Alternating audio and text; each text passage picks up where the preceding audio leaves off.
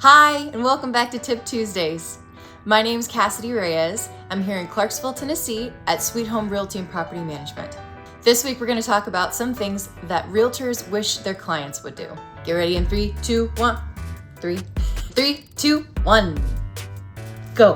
Before I start, I want to give a shout out to all the realtors who helped me out with this video by giving me real world advice coming from years of experience. Monica Trigueros, she is the principal broker at Sweet Home Realty and Property Management, otherwise known as Momica. Erin Moore, another broker and a seriously awesome coach.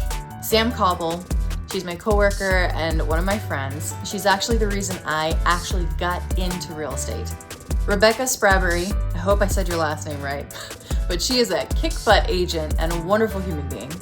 And Sydney Burke, literally one of the most smiley, upbeat, friendly, just an amazing person. All right, we'll go ahead and jump in with the first thing, which is that the market is different everywhere. So if you are coming into Clarksville from out of town, maybe think about how the demographics and the community is a little bit different from where you came from. Also, real estate laws are different in each state. It may be a good idea to research how the laws change in the state where you're going to be moving, or ask your agent. Okay, moving on to my next point, definitely a biggie. Do not, I repeat, do not do anything that could affect your credit score between the time you go under contract and the time you close. It will affect your credit score, which will affect your interest rate, which will affect your loan approval, which could affect your ability to pay for the home, which could lose you the home entirely. The next thing is something that is more of a pet peeve, probably. Essentially, try not to be closed-minded when you're looking at a home. More specifically, if you find a home that checks almost all the boxes, but it might have bright lime green walls, or it doesn't have built-ins, which is something you really wanted, if you really love the home, just remember that those little fixes are things that you could do in the future. The fourth point I'd like to make is around new construction. A good agent will make sure to communicate with the builders and then give you updates as they come in. And if you want to go check on your build site, after all the workers have gone home without a hard hat or proper shoes or proper guidance, please don't. Okay, number 5. This is something that's really quick, but it comes up quite frequently.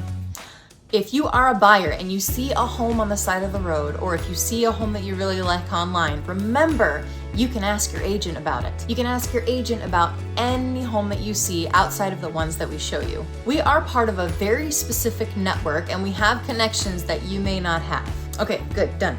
That one's over. It's important, quick, but important. So the 6th thing is a little more touchy. This is a subject that's not brought up a lot because it involves money and involves commission. It's just something that I think a lot of people who are not real estate agents don't fully understand. Realtors are not all super rich, making over $1 million a year, living on a yacht somewhere. I mean, sure, some are, and they've clearly worked up to it. That being said, I think it might be beneficial to share with you just how this is broken down for us. In the area where I live, the general commission rate is 6%. That commission is then split between the buyer's agent and the listing agent.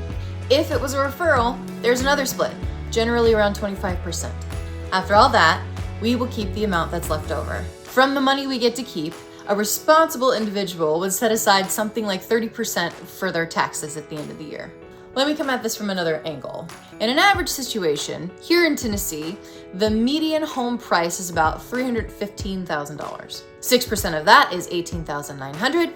Cut that in half, $9,450. So then, let's say that 20% of that goes to our brokerage, and we're gonna pretend that this was a referral, so take an additional $2,362 off. Then take the 30% out for taxes. We are left with a take-home pay of $2,930. Just some food for thought. All right, reason number 7. Something else that gets questioned a lot is buyers will ask why they need to be pre-qualified before actually shopping for a home. First, it lets you know how much money you can spend. Next, let's just kind of walk through a scenario. Okay, you are a home buyer. You did not get pre-approved because you thought, I just want to start shopping for homes right now. I don't want to worry about the pre-approval. It's going to be too much. I have to pull up all these documents and I have to get in my files and I have to give them to a loan agent and I have to talk about my credit score. I don't want to do that. I understand that it's a lot, especially if you're a new home buyer. Like a whole idea of a pre-approval is something that kind of just makes your eyes twitch a little bit. It's really not that scary, I promise you. Especially if you work with a good lender who knows what they're doing. The lender is going to be able to tell you exactly where to go to find the documents that you need. A lot of lenders will have a program that helps people with low credit scores to raise their credit scores. Okay, so going along with our scenario of Joe Schmo who didn't want to get pre-approved. I just want to shop for a house. I know exactly what I want. I'm sure I'll be approved for this much. It's not going to be a big deal. Let's just go ahead and get started. So the agent's like, dude, whatever. Like, you said it. Okay, fine. We'll go. Personally, I want you to be pre-approved because I don't want you to waste your time or mine, and I want to give you the best experience possible. All right, the agent shows Joe Schmo some homes. He finds one, he falls in love with it. He puts an offer in for the house. It's accepted, oh my gosh. I don't know really why the sellers would accept an offer if they knew that he wasn't pre-approved yet. So that is one of the downsides, keep that in mind. But if for some reason, let's say the sellers did accept Joe Schmo's offer without a pre-approval, Joe Schmo's like, cool, and then goes and gets the pre-approval and just realizes that he's not pre-approved. It's hard, I know. I'm sorry. I'm sorry. I'm not really sorry. You didn't listen to your agent. You. Joe Schmo, you. All right, this is the last thing, then I'm gonna wrap it up. Get a home inspection. Get a home inspection.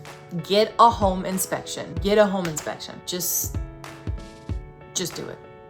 Something that actually just happened with my sister-in-law is she found a home that she loves and she put an offer in on it, ordered a home inspection, and found out that the home had been rented for many years and the last people who lived in it were an elderly couple and the lady was really scared of bugs. So she put this like powder stuff on the walls that caused the paint to come off the walls. Because of that, she was able to negotiate the price a little bit. If you don't get an inspection, there are things that could be hidden that you do not know about. Get an inspection. So I hope this video flowed all right. I actually tried a new technique with filming this specific video and I don't know how it went. But really, no matter how I get this information to you, I hope that you were able to learn something you didn't know before.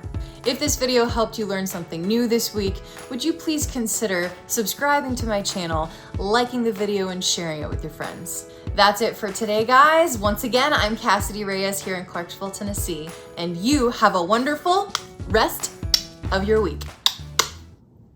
You moving around, making all the shuffly noises. Husband. Here, come here, say hi. Just pop your head in and say hi. Just smile and say hey.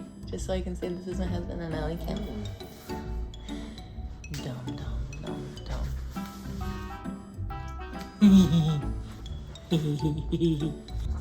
That being said, why? What is this? I don't want this. I don't want it. It's in here.